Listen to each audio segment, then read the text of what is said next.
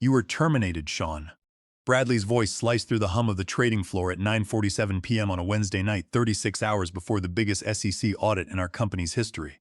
And this hair gel-wearing, niece-promoting catastrophe just flushed 16 years of my life down the corporate toilet like expired yogurt.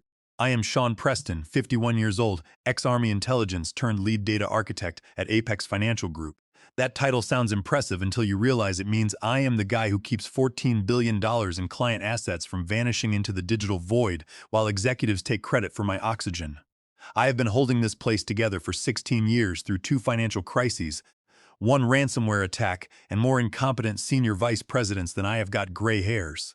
And brother, I have got plenty. Bradley Newton stood there adjusting his tie. The man rose through the ranks by taking credit for other people's work and playing golf with board members. He smelled of expensive cologne and entitlement. Effective immediately, he continued, not even glancing at my screens where I had been running final integrity checks on our compliance database, the system the SEC would be crawling through in 36 hours looking for fraud. Severance is 2 weeks, standard package. HR will send the paperwork. My mortgage hit me first. $200 a month for a 2-bedroom in Lincoln Park because my daughter stays weekends. Then her braces payment, the health insurance I would lose. At 51, getting fired isn't a career setback. It's a financial execution with a dull blade. You're firing me, I said, tasting something metallic in the back of my throat, a day and a half before the SEC walks through that door. You want to explain why? Adaptability, Bradley said, straightening his cufflinks. You're too rigid, Sean too paranoid. You triple-check everything, build firewalls around firewalls. We need someone who embraces modern fintech thinking.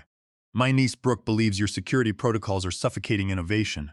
Brooke Newton, 27 years old, 6-month online certification in fintech disruption, lists herself as a digital transformation architect on LinkedIn, which is like calling yourself a brain surgeon because you watched a YouTube video about headaches. The girl asked me last Tuesday if blockchain was the same thing as Bitcoin. I told her it was like asking if the highway was the same thing as a Honda Civic. She stared at me like I was speaking Swahili, suffocating innovation. I pushed my chair back. Bradley, those protocols are the only thing standing between this company and a $200 million class action lawsuit. We are managing retirement funds for 40,000 people, teachers, firefighters, nurses, real people with real savings. We are heavily regulated under the Gramm-Leach-Bliley Act, specifically the Safeguards Rule, which mandates strict protection of non-public personal financial info. If you touch those access controls, you are in direct violation of federal law. He held up a manicured hand. Brooke moves fast. She disrupts. That's the future of financial technology. She's going to disrupt us right into federal prison, I said. You're also bypassing Sarbanes-Oxley Section 404 internal controls on financial reporting. Disabling these audit trails is a straight road to criminal negligence. Jerry will walk you out. Bradley nodded toward the doorway where Jerry Foster, our night security guard, stood looking uncomfortable. Jerry is a solid guy. I bring him a breakfast sandwich every Monday and he knows my daughter's name. Now he had to parade me out like a criminal. I need to finish the audit prep sequence, I said, reaching for my keyboard.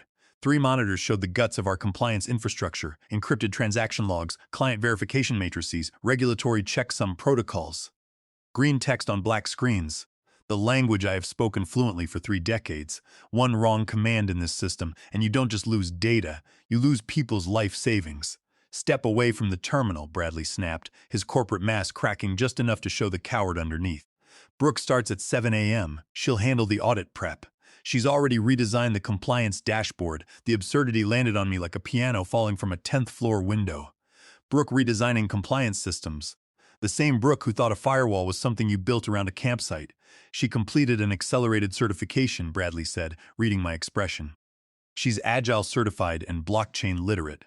I grabbed my jacket from the back of my chair, a worn leather bomber. Next to it on my desk sat my coffee thermos and a framed picture of my daughter Lily at her science fair. You're making a mistake, Bradley. The kind that makes the evening news. I will take innovation over stagnation any day of the week. I looked at my screens one last time. 3 monitors displaying 16 years of work, every firewall and redundancy protocol I had built. The system that kept $14 billion safe wasn't flashy, but it was bulletproof. I did not finish the audit prep sequence. I just closed my laptop, unplugged my personal hard drive, and tucked it into my jacket pocket, like removing the last sandbag before the flood. You sure about this, Bradley? Completely. Now please, let's keep this professional. There was no one left on the trading floor to witness anything unprofessional. But in Bradley's imagination, he was already drafting the memo about modernizing the team, how he cut the dead weight, how he ushered in a bold new era of agile financial technology. I walked past Jerry. Not your fault, buddy. Circus came to town and they needed a clown. I'm sorry, Sean, Jerry muttered, his eyes on the floor. I really am, don't be. Just make sure you water my desk plant. She's a survivor like me. The elevator ride down felt like descending into a grave. Jerry stood in the corner looking down. When the elevator hit the lobby, I remembered my access badge was still on my desk next to the plant. The same badge I needed to get my car out of the parking structure. Jerry, I need my badge. Unless you want me to ram the parking gate with my Tacoma. Jerry looked panicked. I will go grab it. I will come, I said. It's right next to the server room key card. We went back up. When the elevator doors opened on the 14th floor, I stepped into a different universe. The quiet was gone, replaced by lo-fi electronic music that sounded like a spa for robots. And there, sitting in my ergonomic chair at my workstation, was Brooke Newton.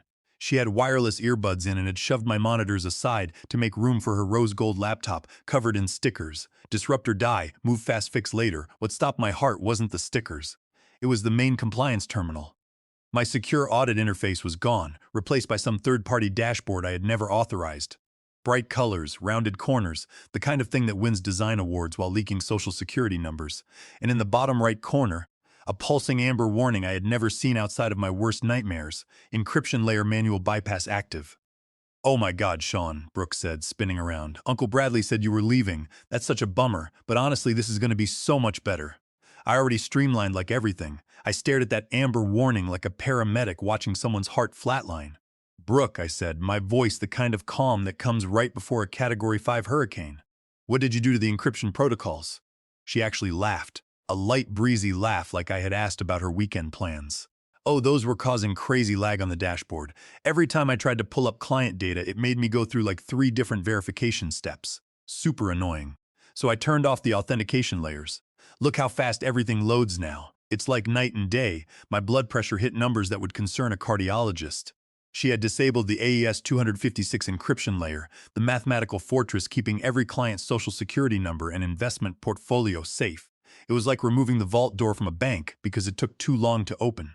That's not speed, I said, gripping my badge so hard the lanyard cut into my palm. That's a data breach. You just exposed 40 client records to every hacker running automated scrapers on financial networks. You're being super negative right now, she sighed. Bradley said you would resist change. Look, I am just optimizing the user experience for the SEC auditors. First impressions matter. This dashboard is gorgeous. You're not optimizing anything, Brooke. You're serving every client's financial identity on a silver platter to anyone with a laptop and bad intentions. Jerry touched my shoulder. Sean, we need to go. Protocol. I looked at Brooke, already back on her phone, probably posting a LinkedIn story about crushing her first night of digital transformation. She had no idea. She was sitting on a financial nuclear warhead using the detonator as a selfie prop. I did the math. Automated scraping bots run 24 hours a day targeting financial institutions with exposed endpoints. With our encryption down, the first bot would detect the vulnerability within 15 minutes. Within 30, client data would be harvested, packaged, and sold on dark web marketplaces. 40, send people, teachers, firefighters, nurses would wake up to drained accounts and stolen identities. We are talking about severe federal violations of the Gramm-Leach-Bliley Act safeguards rule. Exposing non-public personal financial information through intentional bypass of security controls is criminal negligence, carrying millions of dollars in fines. I turned and walked to the elevator without another word. No point teaching a goldfish how to drive a semi. Jerry stood in the corner while I pulled out my phone. My thumb hovered over Gordon Sinclair's name, the CEO. The man who built Apex Financial Group from a one-room brokerage in Schaumburg 30 years ago with nothing but a Series 7 license and the stubborn belief that people's retirement money deserved protection. He wasn't a tech guy. He was a handshake guy. Someone who understood that trust, once broken, doesn't come with a warranty. I checked the time, 10:02 p.m. The encryption layer had been down for roughly 12 minutes. Scrapers would find the gap within 3 more. I typed with the precision of a man who had spent 4 years in Army intelligence learning that every character matters. Client data exposed. Encryption disabled. Scrapers hit in 3 minutes. Brooke Newton has admin access. Happy Wednesday. I hit send. 3 dots appeared immediately. Then Gordon's reply. Don't leave. I am 20 minutes out. I stopped in the middle of the marble lobby. The revolving door was right there, but my phone buzzed again. Stay in the lobby. Don't let anyone touch those systems, Jerry, I said. Setting my box down, I am going to sit here for a while. Technically, you're trespassing, Sean. Technically, Jerry, I am the only person within 50 miles who knows how to stop what's about to happen.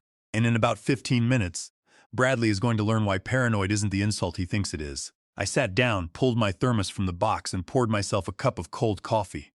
I thought about Lily. I thought about how I would explain that Daddy had been let go by a man with buffed fingernails.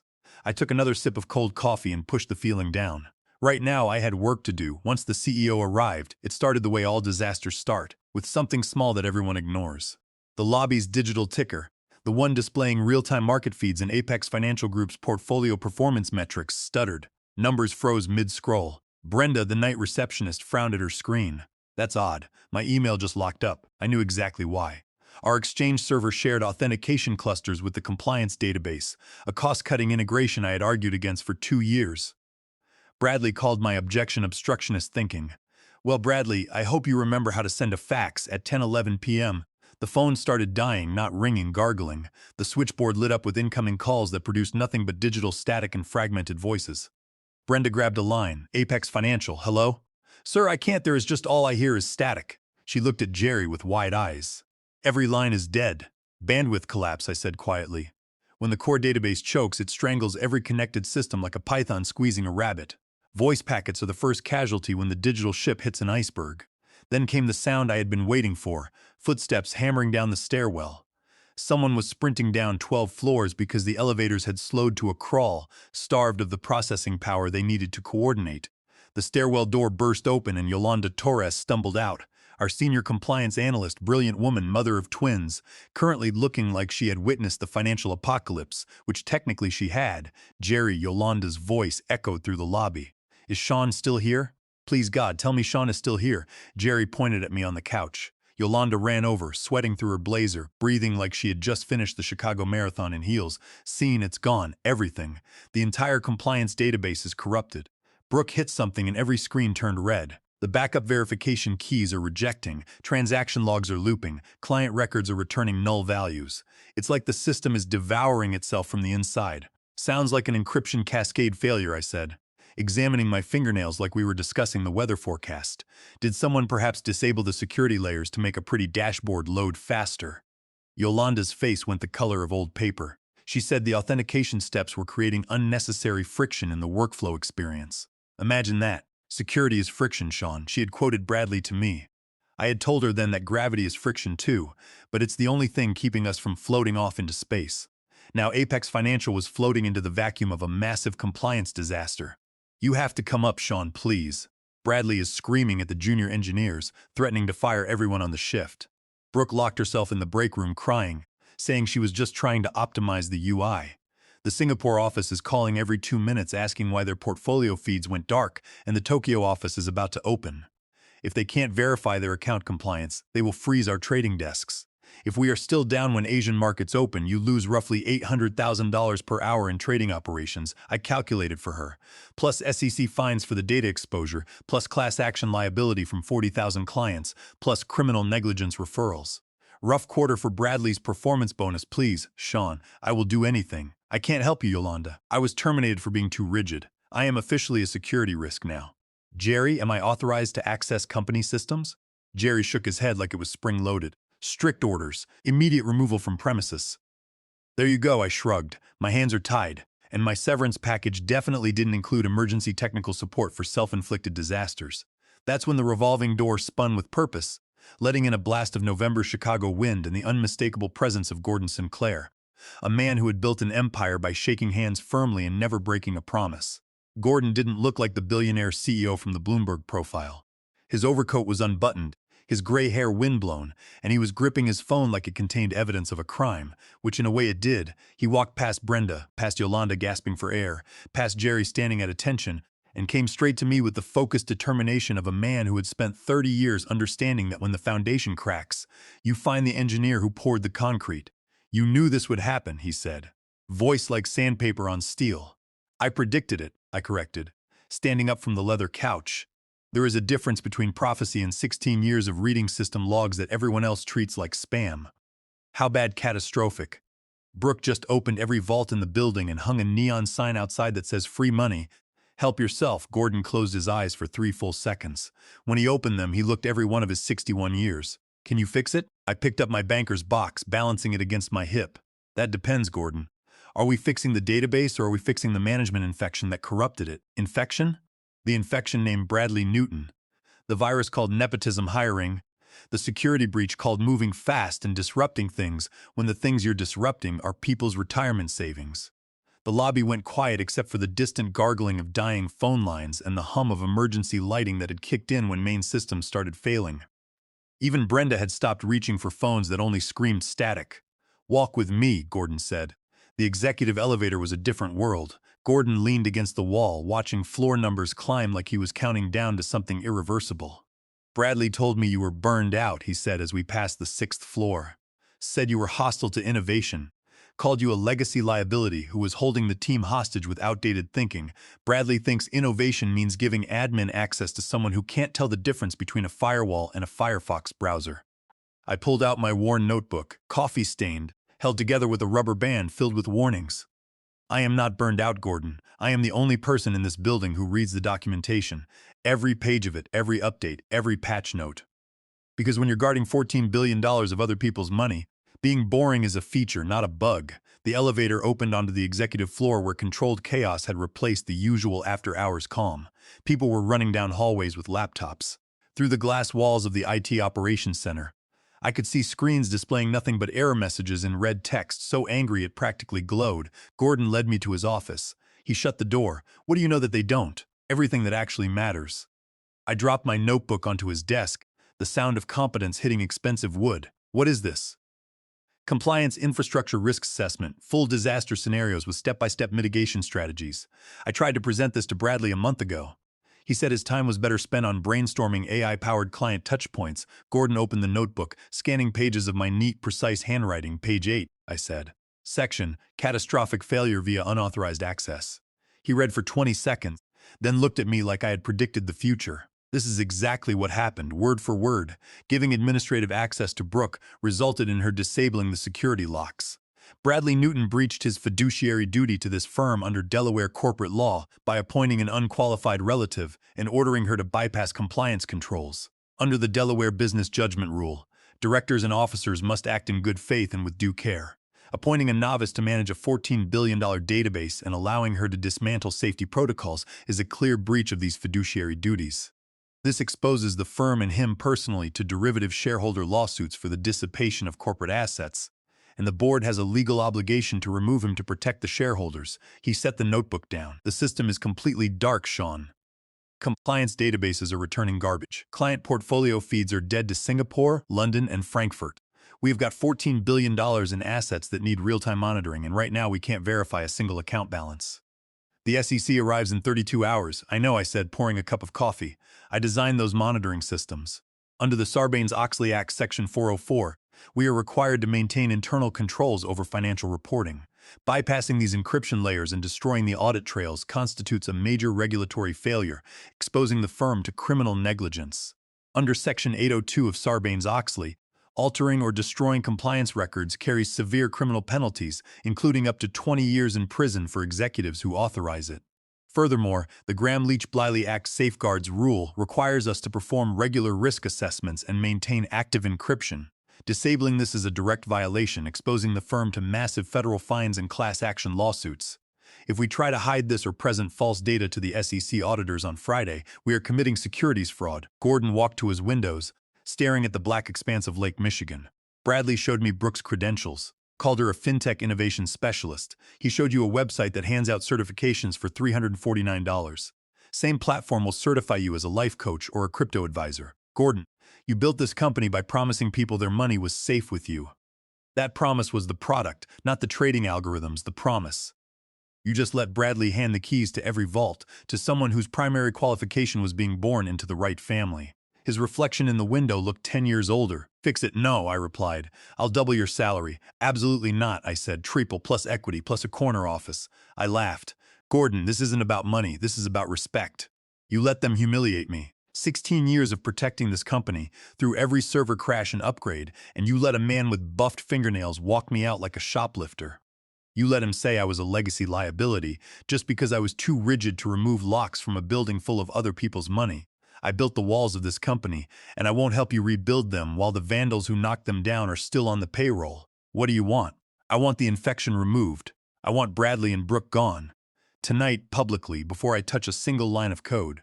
And I wanted in writing that no personnel decisions affecting critical infrastructure happen without my approval. Bradley has been with me for 12 years. He's senior VP. I can't just then start rehearsing your testimony for the SEC hearing. I cut him off. Because you're going to need a very good explanation for why your compliance database was dismantled by someone who thinks encryption is a type of cryptocurrencies. Gordon turned from the window. His phone hadn't stopped vibrating. The weight of 30 years of reputation balanced on a decision he had to make in the next 30 seconds. Okay, he whispered, you win. Fix it. I'll handle Bradley and Brooke. I picked up my notebook and tucked it under my arm. First, restore my root access, I said. Gordon grabbed the landline, issuing the order, security override, executive authorization, restore full system credentials for user Sean PO1, authorization code Delta Zulu 7. Do it now. He hung up. You're live. I need the operations center empty, I told him. I don't perform surgery with an audience. We walked to the operations center. Through the glass, I saw Bradley screaming at monitors while Brooke sat crying in the break room.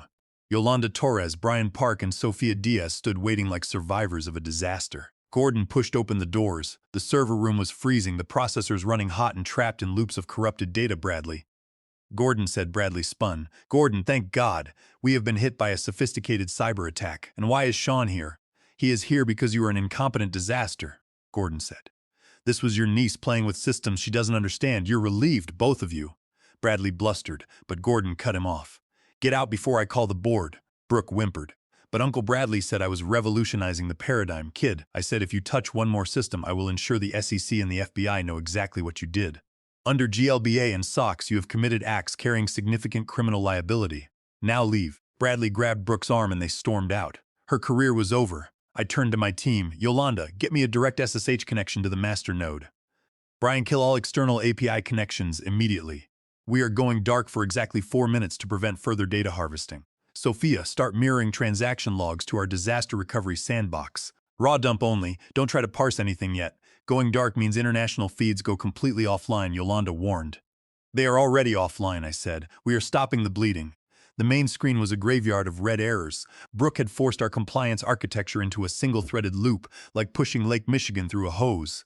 Yolanda, those transaction logs mirrored? Mirroring now. 60% complete, she said. Brian, push maintenance flags. Flags sent, Brian confirmed. I opened the root terminal. The black screen appeared with a white cursor, blinking slowly. My fingers flew across the keyboard, typing the commands to bypass the custom scripts Brooke had implemented. I typed the final sequence. sudo systl stop force apex core service. You're killing the master process, Brian gasped, grabbing the edge of the console.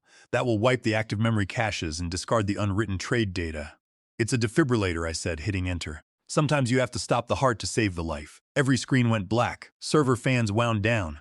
Did we lose everything? Yolanda whispered, her voice trembling in the dark. Wait for it, I replied. I sat and watched the blank screen. I had run this simulation 100 times in my sandbox. Come on, I murmured. I built you better than this. A single line of green text materialized. Legacy failsafe detected. Sean trusts nobody. V37, what is that? Gordon asked. A complete encrypted mirror of our compliance infrastructure that I've been secretly generating every 4 hours for the past 4 years, I explained. I kept it on a separate physical storage cluster isolated from the main network. Brooke couldn't delete what she didn't know existed. Green text cascaded down, restoring compliance tables, 28, 54%, 79%. Restore complete, all systems nominal, encryption layers active. Mark, I said. Brian executed the connection. Every screen in the room erupted back to life, global portfolio maps turning green. Latency is actually lower than pre-incident levels, Yolanda announced, checking her diagnostics. We have cleaned out all the junk. I turned to Gordon. Systems are fixed, your client's money is secure, and the database is audit-ready. The emergency board meeting at 6:30 a.m. was a brief, sober affair. Gray suits, untouched coffee, and the quiet relief of people who realized their careers had been saved in the 11th hour. Gordon sat at the head of the polished conference table, and I sat at his right hand. Gordon announced the resolution and named me Chief Information Security Officer. The board chairman asked if I could guarantee security. As long as all system changes require my written authorization, I replied. Nobody touches the core without my sign-off. We are returning to a security-first model. No more shortcuts, just proven engineering that keeps people's money safe. They agreed without hesitation. I walked out of that meeting with a title that carried weight, a salary that looked like a zip code, equity that would fund Lily's college twice over, and absolute veto power over every technical hire in the building. More than that, I had the satisfaction of knowing that patience, competence, and 16 years of being too rigid had saved 40,000 people's life savings. Back in my operations center, my domain, my fortress, I sat in my old chair and pulled up the system monitors one final time. Everything glowed green. The digital heartbeat of $14 billion was steady and strong. Somewhere in Singapore, a retired teacher's pension was intact because I had built the walls thick enough. Somewhere in Chicago, a firefighter's savings were safe because I had been paranoid enough to build a backup that nobody knew existed. I opened my desk drawer, pulled out the bottle of bourbon I kept for special occasions, and poured 2 fingers into my Cubs mug. Too rigid, my ass, I whispered to the humming servers. Turns out rigid is just another word for unbreakable, and unbreakable is what keeps the whole damn world from falling apart.